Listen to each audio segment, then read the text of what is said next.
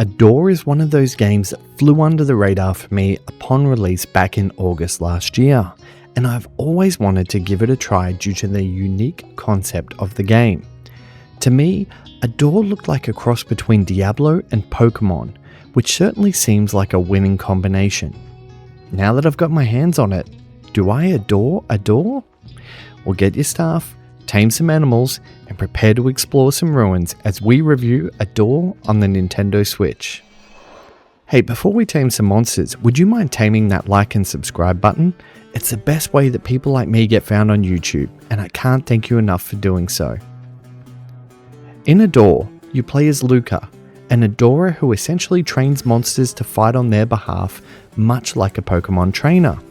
In the opening moments of the game, you will confront an evil creature called Ixa, who promptly slays you in an unceremonious fashion, sending you to the refuge. It turns out you're not really dead, however, as you share the body with Draknar, who is the fallen guardian of creatures, and so begins your quest to defeat Ixa and reclaim your body by freeing Draknar. On paper, the story does seem quite interesting, but it is overshadowed by the exposition delivery, which makes it land a little bit flat. And in time I did lose interest in the story, but was spurred on by the experimental style of the mechanics of the game. The game plays from an isometric view and you have direct control over Luca, who can move and roll but leaves combats to his monsters. Monsters can be tamed in a unique way by standing in a zone of control for an allotted time period until they are successfully tamed. Once tamed, they will be added to your party and used in combat. You can summon the specific monster by pressing the corresponding button on your toolbar, or you can hold it down to temporarily control the monster's direction of movement. You can also recall your monsters to avoid enemy attacks, preserving precious HP. Each monster has a specific moveset as well as an element called synergy, and you can combine these monsters' synergy, which allows for a rewarding experimentation of your party makeup.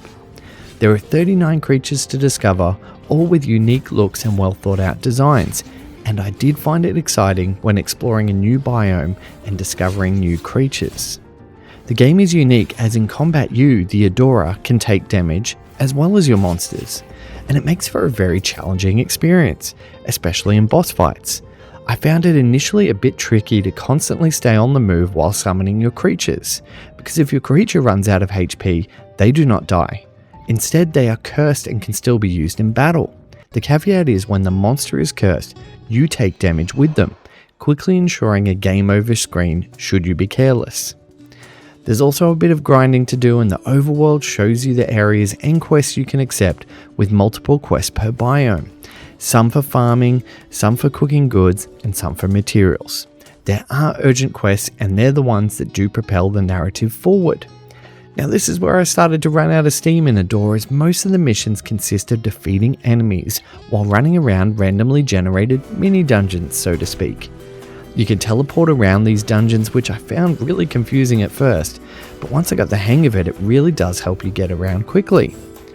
In some quests, they do change the formula by offering objectives, but unfortunately, if you're not a fan of grinding, Adore may not be for you.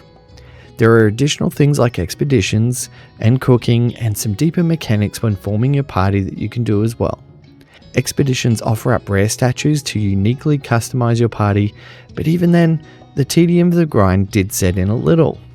Another issue with the game is that the dialogue delivered can be a bit flat as mentioned above, usually just laying out exposition and objectives in a plain manner. At one stage I was asked to apply a rune in the rune tree. Literally thinking it was a skill tree, I foolishly spent my time navigating the menus, only to find out that the rune tree was literally a tree in the hub area. I also had some experience ruining bugs that make sometimes the most basic of tasks an absolute chore, like seemingly getting stuck on invisible objects, forcing my taming progress to reset completely. On top of that, there are a few frame rate issues, mainly present while navigating the menus and visiting your party, but there are some dips in the dungeons as well. Graphically, the game's environment and creatures are well designed and unique, as well as the characters which have their own individual charm. The music in Adore is a standout feature with mellow percussion and beautiful acoustic guitar work that sets a wonderful and whimsical mood while traversing the world. I did have to turn it down as it managed to drown out the rest of the sound production, and I'm not quite sure if that was the developers playing to their strengths. It does certainly play homage to the Latin American roots of developer Qbyte, and I found myself really enjoying the relaxed vibe of the score. For my vision impaired monster tamers, there are no accessibility options, so further research may be required to see if a door is for you. I did notice the UI can be very small at times, and I even struggled to see things that were happening in the game due to the amount of action happening on screen, especially in boss encounters. All in all, Adore is a solid game that will tick boxes for fans of Pokemon-like games and isometric dungeon crawlers. It looks good, it mainly performs well, and it has a lot to do if you don't mind a bit of the grind. For $30 Australian, Adore will certainly keep you occupied for a lot of hours as you experiment with your party makeup and explore all there is to offer to make your team uniquely yours. While I don't adore Adore, I certainly like it, and I look forward to revisiting it in the future when I have some downtime. So, what's it like? Adore is like Torchlight 2 crossed with Pokemon. I award it a 72 out of 100. In the interest of full disclosure, a review copy was provided by the publisher, but this does not affect my score.